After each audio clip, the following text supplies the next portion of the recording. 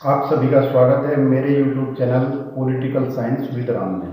तो आइए अपनी जो पहली क्लास हमने की 1813 का चार्टर एक्ट, आज की क्लास में हम उससे आगे जो 1833 का चार्टर एक्ट है उसको पढ़ेंगे।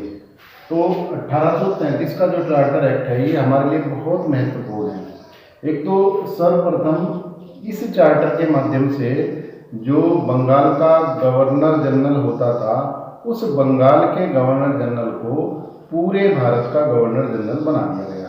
तो इस प्रकार 1833 के चार्टर एक्ट से जो पूरे भारत का गवर्नर जनरल बंगाल के गवर्नर जनरल को बनाया गया, उससे एक केंद्रीकरण की जो व्यवस्था है इस चार्टर एक्ट के माध्यम से लागू हुई। जितने भी ये चार्टर एक्ट आए इनके माध्यम से कंपनी के अधिकार को 20 वर्ष के लिए बढ़ा दिया जाता है। तो इसमें भी यही करते हैं। दूसरा, अब जो ये बंगाल के गवर्नर जनरल को पूरे भारत का गवर्नर जनरल बनाया, तो पूरे भारत के लिए अब ये गवर्नर जनरल जो है कानून बना सकता था। एक और महत्वपूर्ण बिंदु इसमें यह है कि जो मद्रास और बंबई की परिषदें थी, अब उनसे विधि निर्माण का जो अधिकार था उनसे वापस ले लिया, यानी अब वो विधि निर्माण नहीं कर सकती थी। तो इस प्रकार केंद्रीकरण किया गया इस एक्ट के माध्यम से। दूसरा इसमें महत्वपूर्ण बिंदु ये था कि कंपनी का, हमने पिछले 1813 के चार्टर एक्ट में देखा कि कंपनी का व्यापारिक एकाधिकार केवल चाय और चीन के व्यापार तक सीमित था। इस एक्ट के माध्यम से जो चाय और चीन का एकाधिकार था कंपनी का, वो एकाधिकार भी समाप्त कर दिया गया और कंपनी को केवल प्रशासनिक एवं राजनीतिक कार्य सौंपा गया कि कंपनी अब केवल प्रशासनिक और राजनीतिक कार्य जो है वो भारत में देखेगी। इस प्रकार इसमें एक और महत्वपूर्ण कार्य हुआ, वह ये था कि जो गवर्नर जनरल की परिषद होती थी, हमने देखा कि उसमें 3 सदस्य होते थे। अब गवर्नर जनरल की परिषद में विधिक परामर्श हेतु यानी कानूनी परामर्श के लिए एक विधिक सदस्य के रूप में चौथे सदस्य को शामिल किया गया। और जो ये चौथा सदस्य था, इसको कार्य परिषद की बैठक में भाग लेने का जो अधिकार था, लेकिन उसको वोट देने का यानी मत देने का अधिकार नहीं था। और लॉर्ड मैकाले ऐसे पहले विधि सदस्य थे और इसी एक्ट के माध्यम से भारत में एक विधि आयोग का गठन किया गया, जिसके अध्यक्ष भी लॉर्ड मैकाले थे और 1834 में ऐसा पहला विधि आयोग बना। इसके बाद जो इसके कुछ 1833 के चार्टर एक्ट के महत्वपूर्ण बिंदु हैं वो इस प्रकार हैं। गवर्नर जनरल की परिषद अब जो विधि निर्माण करती थी उसको अधिनियम कहा जाने लगा।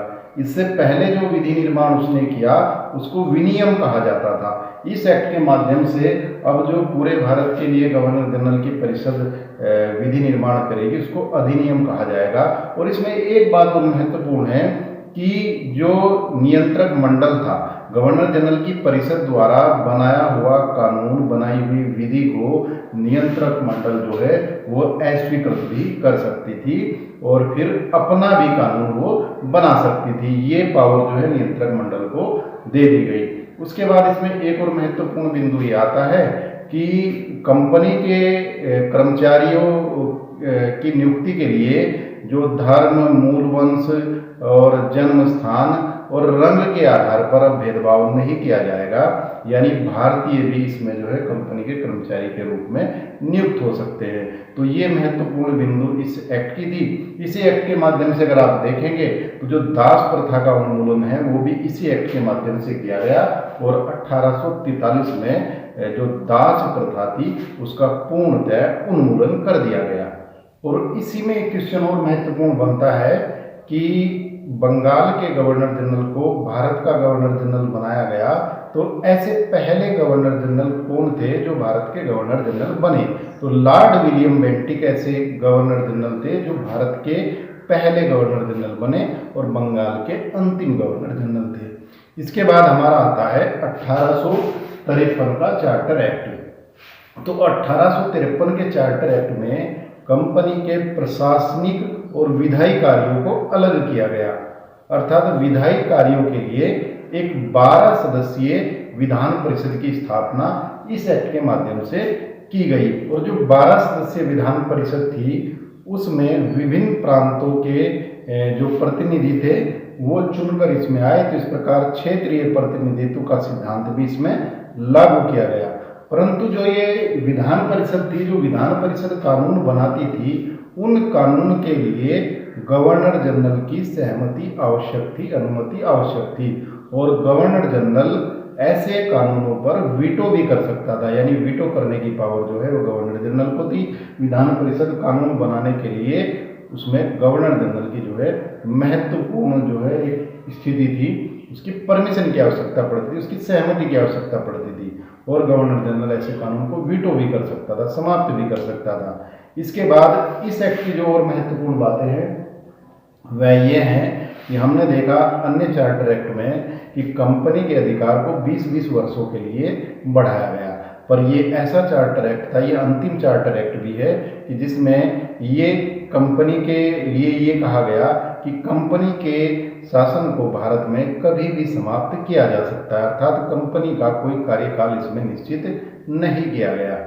इसमें 2-3 पॉइंट और महत्वपूर्ण है। पहला तो हमने देखा 1833 के चार्टर एक्ट में देखा कि विधि सदस्य के रूप में चौथे सदस्य को जो शामिल किया गया था उसको गवर्नर जनरल की परिषद में भाग लेने का तो अधिकार था, लेकिन मत का अधिकार नहीं था, यानी वह उसका पूर्ण सदस्य नहीं था। तो इस प्रकार जो 1853 का चार्टर एक्ट आया, इसके माध्यम से उस विधि सदस्य को गवर्नर जनरल की परिषद का पूर्ण सदस्य बना दिया गया। दूसरा एक महत्वपूर्ण बात क्या हुई कि कंपनी के अधीन कर्मचारी जो नियुक्त होते थे उसमें पहले नॉमिनेट यानी नामांकित होते थे, अब उसमें जो है प्रतियोगी परीक्षा का प्रावधान कर दिया गया, यानी प्रतियोगी परीक्षा के माध्यम से जो है कर्मचारी रखे जाएंगे। उसके बाद जो बोर्ड ऑफ डायरेक्टर था, यानी हमने देखा 24 सदस्य जो बोर्ड ऑफ डायरेक्टर थे उनकी सदस्य संख्या कम करके इसमें 18 सदस्य कर दिए गए, और उन 18 सदस्यों में भी 6 सदस्यों की नियुक्ति जो है ब्रिटेन के सम्राट के द्वारा की जानी थी। तो इस प्रकार ये परिवर्तन इस एक्ट के माध्यम से हुए।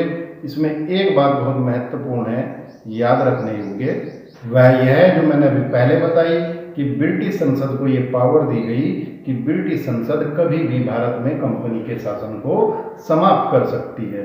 और दूसरा इसमें महत्वपूर्ण बिंदु था वह यह था कि यह जो चार्टर एक्ट था यह अंतिम चार्टर एक्ट था। और इसके बाद हम सब जानते हैं, जिसको हम प्रथम स्वतंत्रता संग्राम कहते हैं, 1857 की क्रांति वो हुई। उसके बाद जो आता है 1858 का भारत शासन अधिनियम आता है। अगली क्लास में हम उसको पढ़ेंगे। आज की क्लास में हम इतना ही। आप सभी का बहुत बहुत धन्यवाद। नमस्कार।